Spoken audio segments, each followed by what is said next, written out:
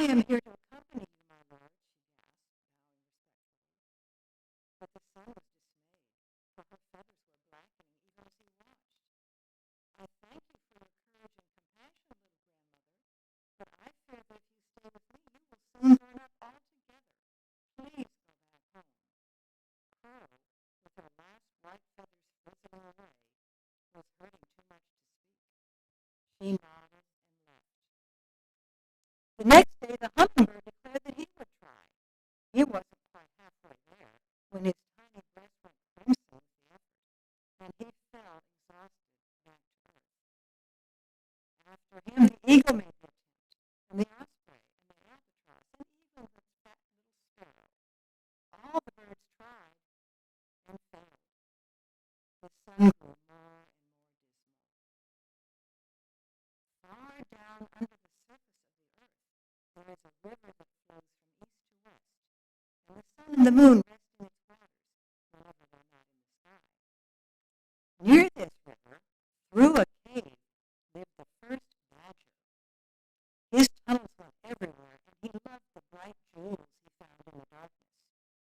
He ate well on root vegetables, and his home was a giant geode, a gem whose walls glittered and sparkled.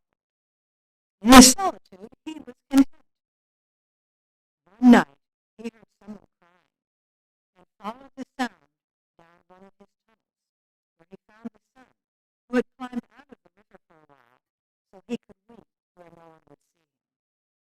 "What's wrong, Badger?" asked gently. The sun startled, jumped to his feet. "A new creature," he said. "I have never seen anything like you before, but you should run away before I burn you." And he sighed.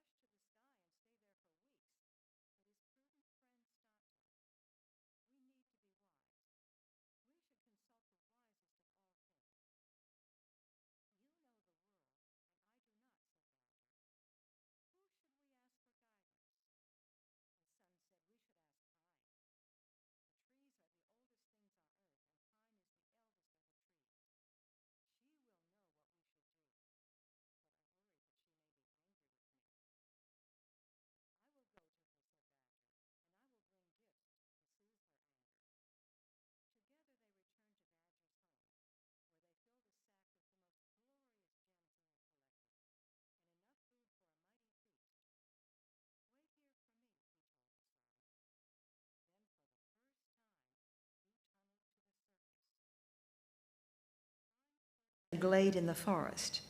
She was blanketed with snow, but her foliage and her dignity were unchanged by the weather.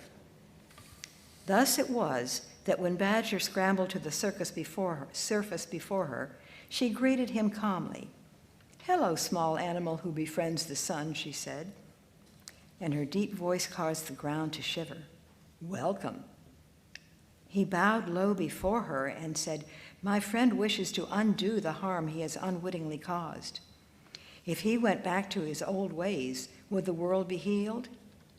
Pine said, "If he brought the warm back tomorrow, the world would drown in snowmelt, and it would be chaos." Eventually, Badger spoke again. "Wise one, I have brought gifts for you. Will you accept them with our apologies and tell me what advice to give my only friend?" The pine was silent a while longer. Then she spoke. "The sun must regain his old habits as gradually as he lost them. All good things in this world happen slowly. Seeds and eggs, and now seasons alike." Badger bowed deeply in thanks and turned to go. "You will miss him," her deep voice, as a drumbeat, forestalled any lie. Badger nodded, and tears filled his eyes. "You need not be sad," Pine said. "My roots are on Great Mother's pulse, and she speaks now through me. When 7 cycles of the moon have passed, the days will be as long as ever, and then your visits together may grow again. After 13 moons, the pattern will begin anew. For the sun must have a companion, and the badger must be rewarded for his selflessness. And the mother has decided to welcome the dark time and call them winter." All things held their breath in a moment of awe. Badger joyfully cried, "So mote it be. And on this night of every year, I promise to come to the surface and give gifts to the small beasts, gifts of thanks and blessing and love and tokens of the sun's return." Extending his torch, he cried, "Here, take it, call them." The pine bent forward and took the light, and far and near the creatures of the forest saw it, and saw it flicker high in her branches, and drew closer. As they arrived, they saw Badger had been busy. Pine was covered in jewels and shimmered all over the glade. On the ground was spread a banquet, enough for everyone. Badger watched the feast begin, and then tunneled back home as fast as he could to tell the sun the good news. And the next morning began a little earlier. As it was then when the world was young, so it is today. The seasons turn on the linchpin of a friendship. Each day, the sun watches the world and is collecting stories to tell Badger. Their visits grow longer every night for half a year, so the sun shines a little less each day. At the darkest time, we honor the wise old pine by hanging jewels and lights on her branches. And on the longest night of all, Badger comes to the surface bearing gifts. He gives them to the small creatures who bear the cold and darkness, knowing that even the winter will be joyful as long as the solstice brings the return of warmth and light. And the badger keeps his promise of the solstice, and he always will. There is much to wonder about in this story. I wonder what would have happened to the sun if he hadn't met Badger. I wonder what would have happened if Badger had not talked with Pine. I wonder if the sun would have kept talking with Badger and not noticed how the days became colder. What do you wonder about in this story?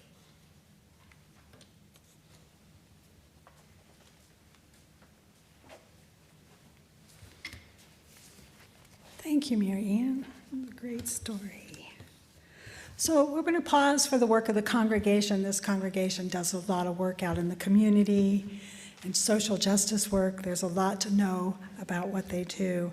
But this month, the community plate is being donated to the Ministerial Discretionary Fund, which is used to help assist congregants in need and also occasionally to assist members of the Asheville community that are identified as in need. We ask if you are in any financial distress or you are aware of any of your friends, you Asheville friends who are experiencing hardship, please let me or Reverend Claudia know. This information is held in strictest confidence. If you're interested in donating to the fund, you can write a check or donate online to the community fund. And also I want to say, because we use our announcements are no longer in the middle of the service. You had slides running at the beginning. If you missed any of those, you can check the e-news, on the Thursday e-news. And also, if you are joining us online following the postlude, you're invited to linger and join us for a time of virtual connection using the Zoom link that was provided in this morning's email. And now it's time for our offering.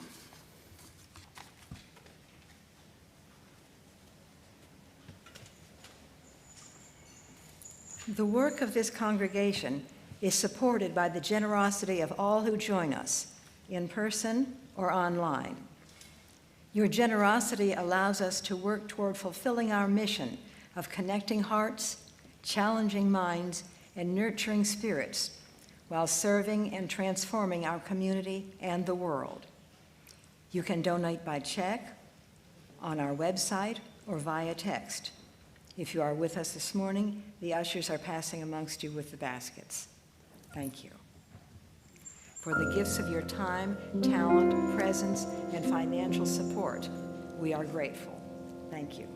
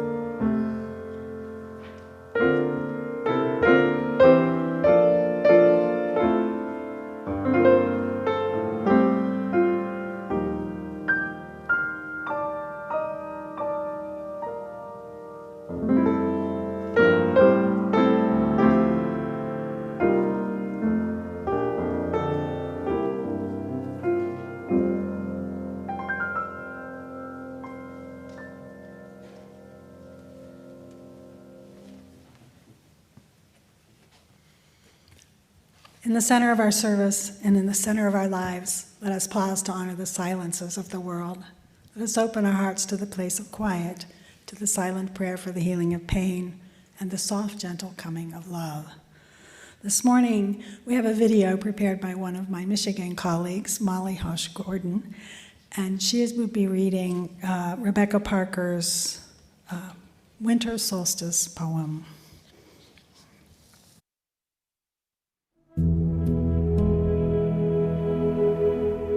Perhaps for a moment, the typewriters will stop clicking, the wheels stop rolling, the computers desist from computing, and a hush will fall over the city.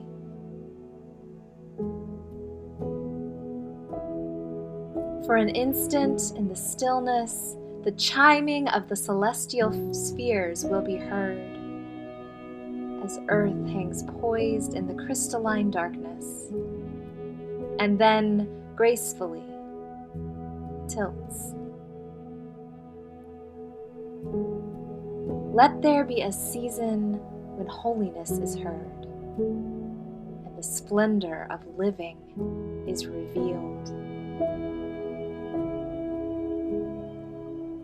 Stunned to stillness by beauty, we remember who we are and why we are here. there are inexplicable mysteries. We are not alone. In the universe, there moves a wild one whose gestures alter Earth's axis toward love. In the immense darkness, everything spins with joy. The cosmos enfolds us. We are caught in a web of stars, cradled in a swaying embrace, rocked by the holy night, babes of the universe. Let this be the time we wake to life, like spring wakes in the moment of winter solstice.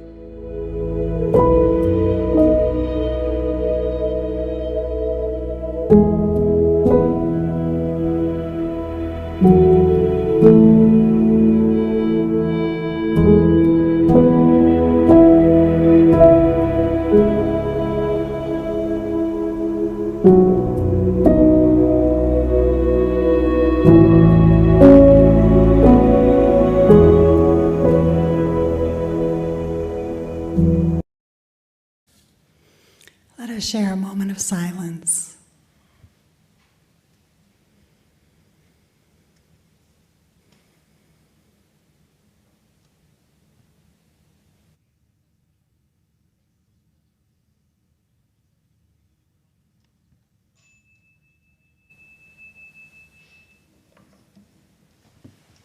So now it's time for acknowledging our joys and our sorrows with a candle lighting ritual. If you're in the sanctuary, please feel free to come forward to light a candle. And if you are online, please write in the chat box any joy or sorrow that you would like to share with the congregation.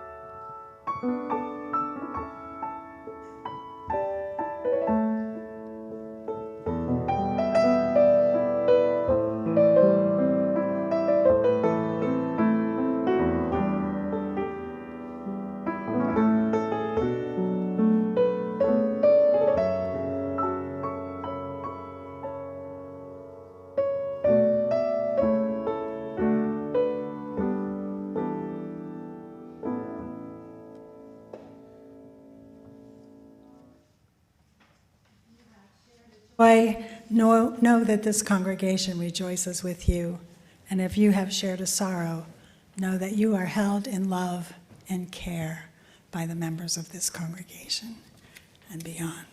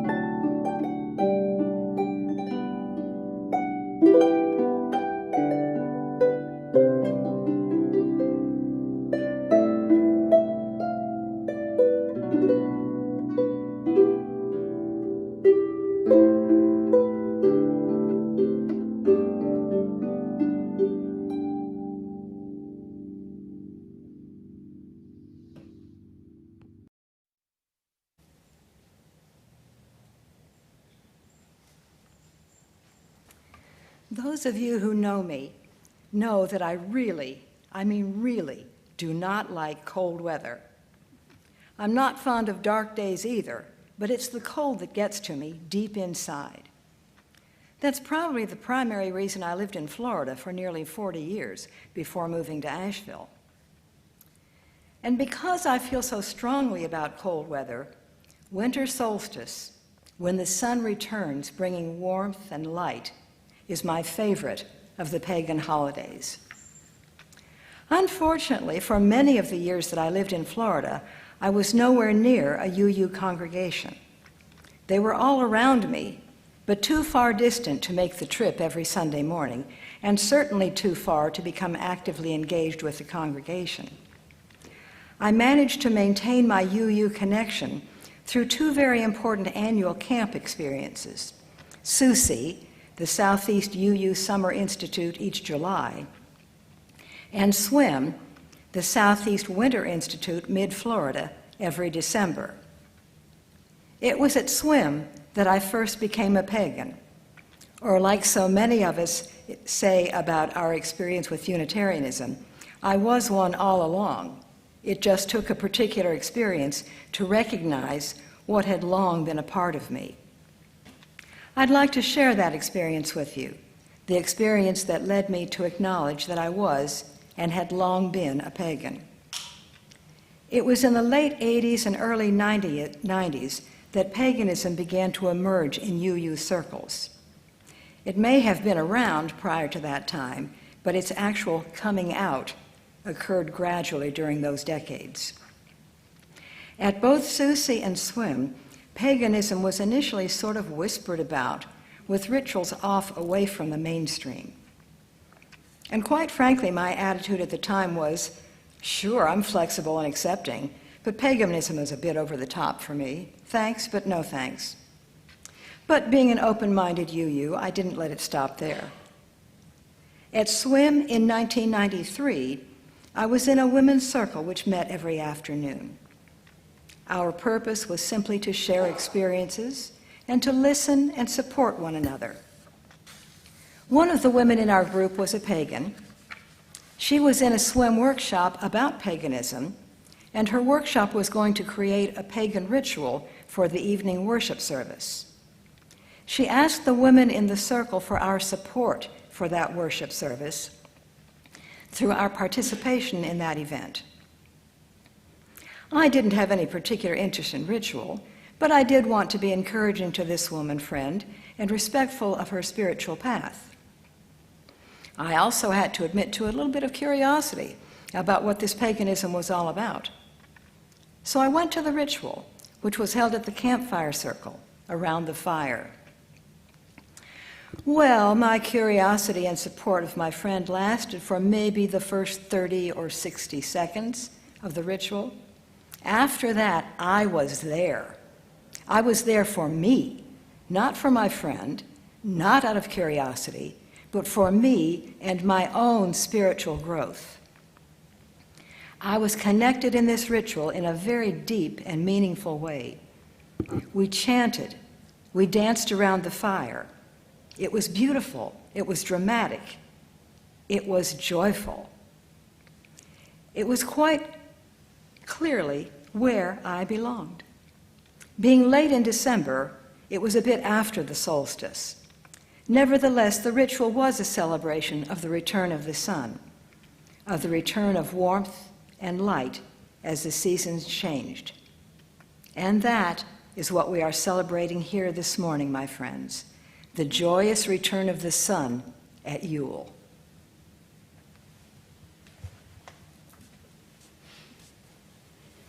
Thank you, MaryAnn.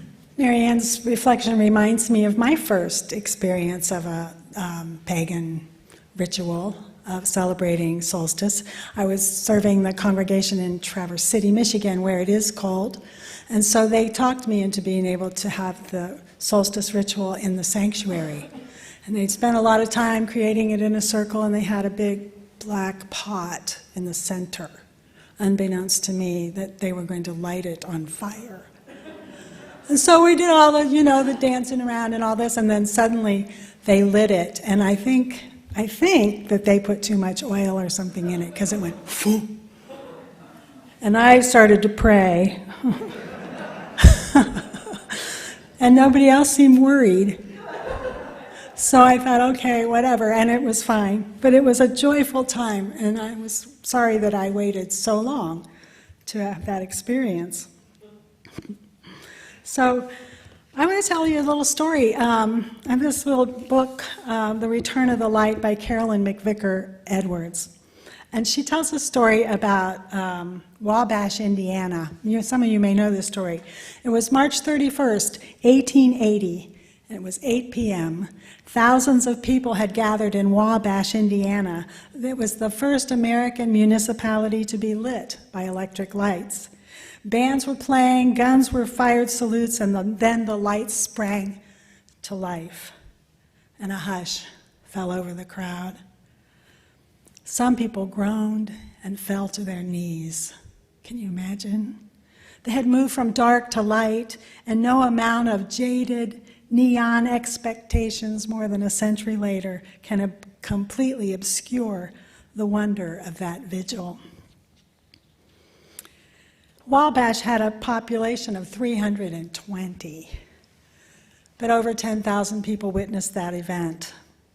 Charles F. Brush from Cleveland, Ohio, had been experimenting with a new electric light known as Brush Light, and he was hoping he would find a city who would let him test it out, and the Wabash City Council agreed.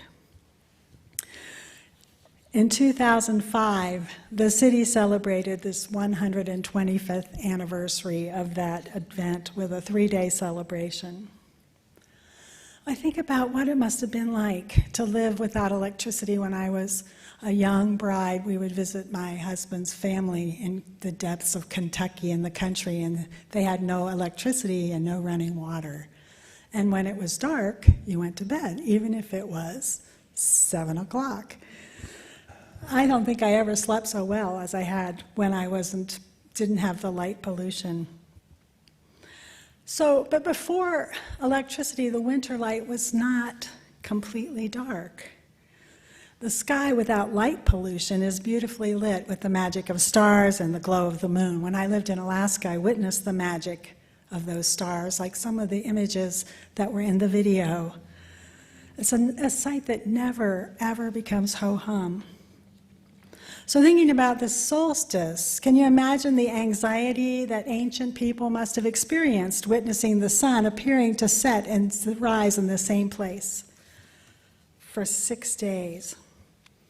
In prehistoric times, winter had to be a really difficult time for the Aboriginal people who lived in the northern latitudes.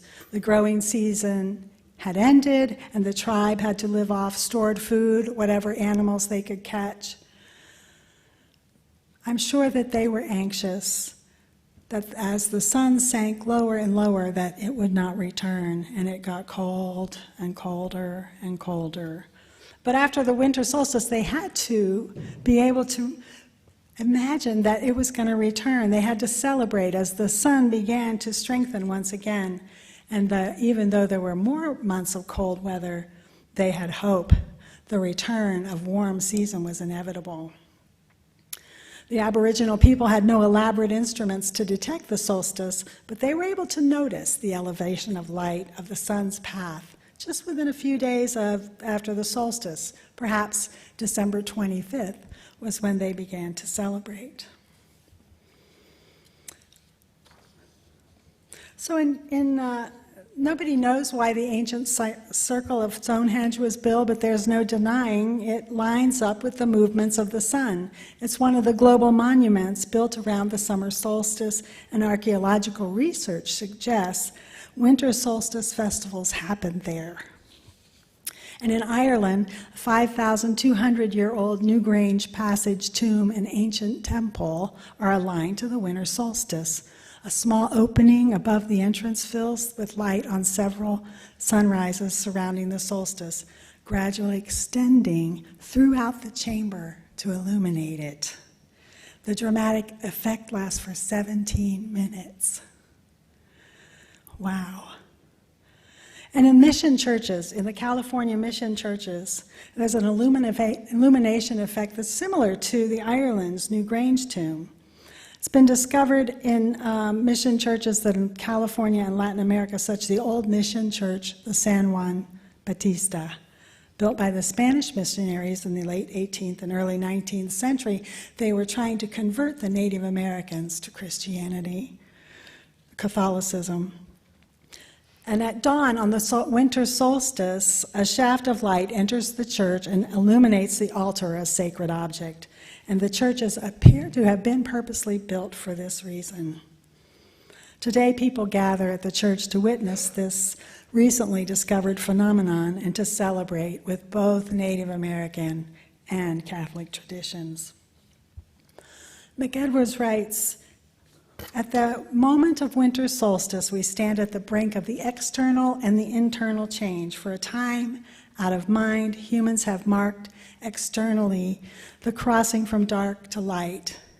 For the perennial truth is that without the sun, there is no life." This time of the year, we do celebrate the rebirth of light, but the Reverend Kristen Harper, who served the Unitarian Church of Barnstable for 19 years, suggests that we need a new theology of darkness. Reverend Harper identifies as spiritual humanist and believes that that which we call God is the energetic force of love and creation, is within us and around us, connecting and empowering us as we move toward one another and through the world. She calls it a theology of relationship, rooted in relationship with one another, with the earth, with God, the spirit of life, and all that is holy and the higher good that can occur when we recognize and affirm our interdependence. She has an article in the New UU World I hope you'll read. It's called A Theology of Darkness. If you don't get the UU World, you can find it online. But she points out that we have always tended to associate darkness with negative. In her words, light does not hide famine, war, abuse, greed, torture, or any other kind of violence. Light does not hide our sadness or depression, our loneliness or despair. Darkness, she says, may even be a salve to intensify the light. Relearning to appreciate the darkness is what takes intention and practice. The artificial lighting of our world has diminished the beauty and the gifts that only the dark can give. I had that experience living in Alaska for 3 long winters. And because of the lack of light pollution, the winter sky is magical. As one of my colleagues wrote, because we live in times when light can be commanded with a single flick of a switch, we sometimes miss the beauty, the mystery, and the wisdom of the dark. In the ancient days, our early ancestors crafted rituals that helped them live in harmony with the cycles of the sun, the moon, and the earth, that included rituals to help them hold on to hope at this time of year. And so we will do today. We will honor the darkness and have hope. And we will revel in the return of the sun. The great irony of winter is that the moment that darkness is greatest is also the moment when light is about to return. Darkness never lasts and the light always returns. So we will celebrate the return of the light as MaryAnn calls the directions. And get your instrument ready because we're going to have a chant.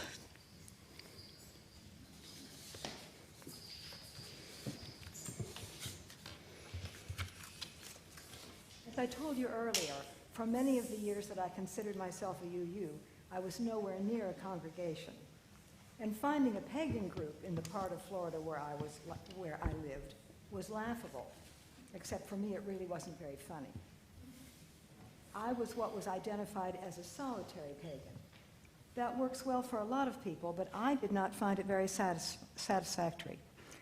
The solitary rituals I attempted felt somewhat empty, until the year when I felt the glorious glow of the sun on the morning of the winter solstice. I knew it was the solstice even before I woke up that morning, and I acknowledged it, and I was glad. But it wasn't until I wandered into the kitchen for my first cup of coffee that I felt the glory of the sun. Every day the sun shines in Florida, right? Most every day. But on this particular morning, this winter solstice morning, that glorious sun was streaming into my kitchen like nothing I had ever seen before. I was so awestruck that I forgot that precious cup of coffee, and I created a solitary ritual right there in the sunshine in my kitchen. One of the first steps in creating a ritual is invoking the spirits of the 4 directions. These are not the words I used then, but these are words of invocation that I share with you now. If you're comfortable, I invite you to stand with me and face the directions as they're called. But if you prefer to remain seated, that's okay too, no pressure. We begin in the east. Spirit of the East, we invite you to join us this morning. The East represents intellect and communication. East brings us the element of air. East is also the and I'm facing west. It happens, what can I tell you?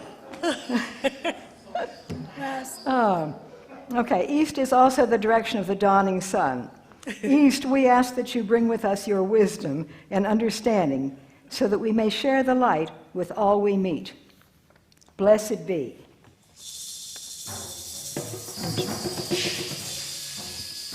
And now we turn to face the south, and this really is the south. Spirit of the South, we invite you to join us this morning. The South represents passion and creativity. South brings us the element of fire. As the sun returns, it is that fire that warms our bodies and our spirits. South, we ask that you bring your passion and creativity to energize us for the tasks ahead.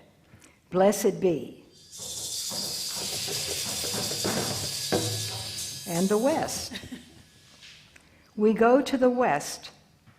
Spirit of the West, we invite you to join us this morning. West represents emotions and intuitive sense. West brings us the element of water, which we've finally been experiencing at this time. West, we ask that you bring us your strong emotions, that we may use them as we go forth. Blessed be.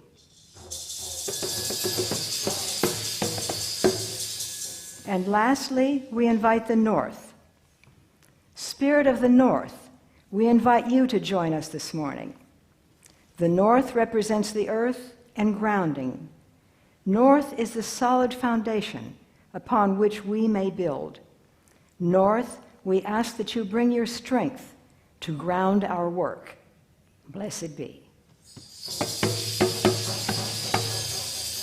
And so now I invite you to join us in a chant. So we're going to ask you to chant gently because we aren't allowed to sing yet. So yelling would be singing, same as singing. So here's the chant. O come, radiant sun, shine on us, O luminous one. O come, okay, MaryAnn, I'm coming down there. O come, O radiant sun, shine on us, O luminous one. O radiant sun, and move. Come, O radiant sun, join with us, O radiant one. Come, O radiant sun, shine on us, O luminous one. Come, O radiant sun, shine on us, O luminous one.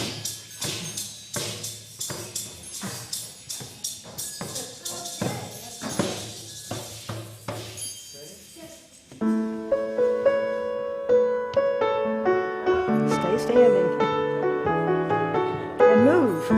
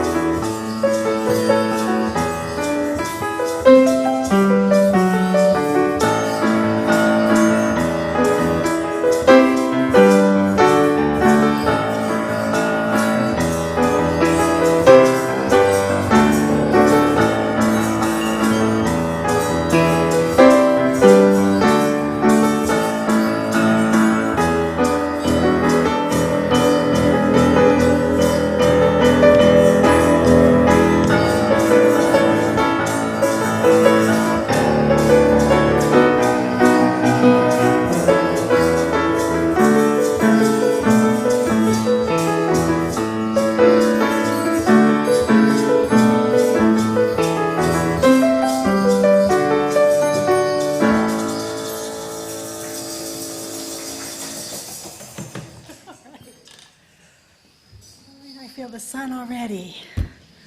And you can be seated. I want to share a poem with you by Marge Piercy, one of my favorite poets. The wall of cold descends.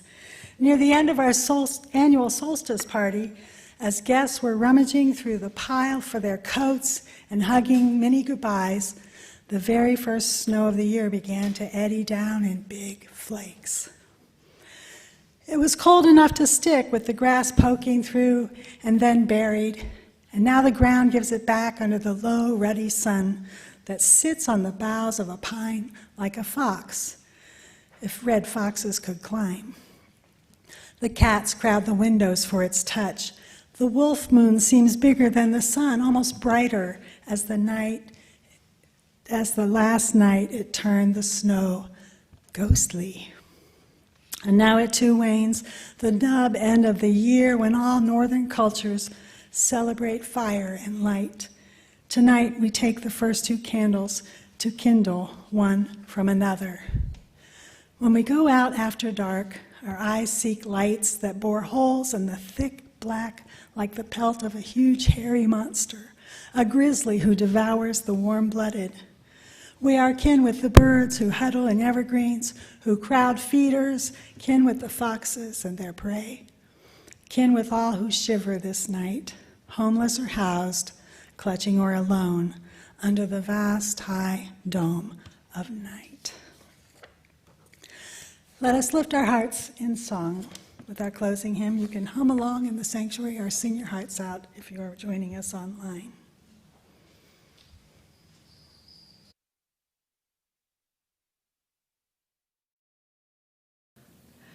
Dark of winter, soft and still, your quiet calm surrounds me. Let my thoughts go where they will, ease my mind profoundly, and then my soul will sing a song, a blessed song of love eternal. Gentle darkness, soft and still, bring your quiet to me. Darkness, soothe my weary eyes, that I may see more clearly. When my heart with sorrow cries, comfort and caress me.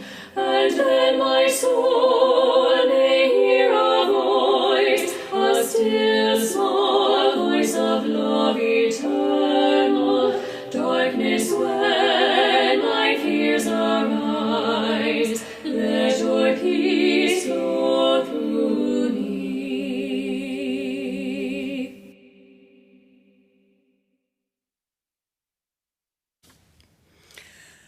I think at 5 o'clock this evening, there is a winter solstice celebration that will be held outside. Is that right, MaryAnn? And so please come. It'll be vigorous and fun. Again, the earth did shift. Again, the nights grow short and the days grow long, and the people of the earth were glad and celebrated each in their own ways. With these words, we extinguish the chalice, but may its warmth go out with us. These words by Christine Robinson. Solstice is a time of pause, so pause, breathe, relax, and be at peace. Spirit of winter, rest, help us enjoy your peace in this quiet place. Remind us to pause during this season and to keep our gratitudes fresh each day. May the songs in our heart be a blessing and insights to us and to others, and may compassion always shine forth from the depths of our hearts. Go in peace, and blessed be. And now, please rise if you are able, and we will be singing our closing song. You're invited to lift your hands up because we can't hold hands anymore as we sing our closing song. Long time song.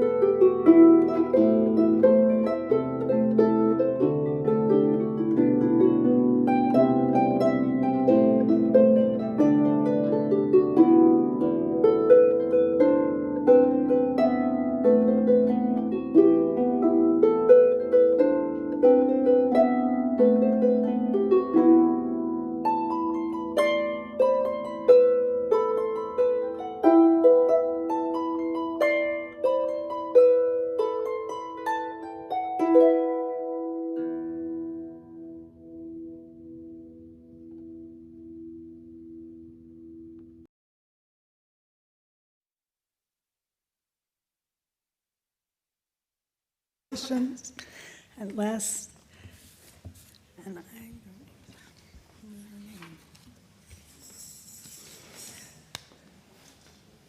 go in peace and blessed be.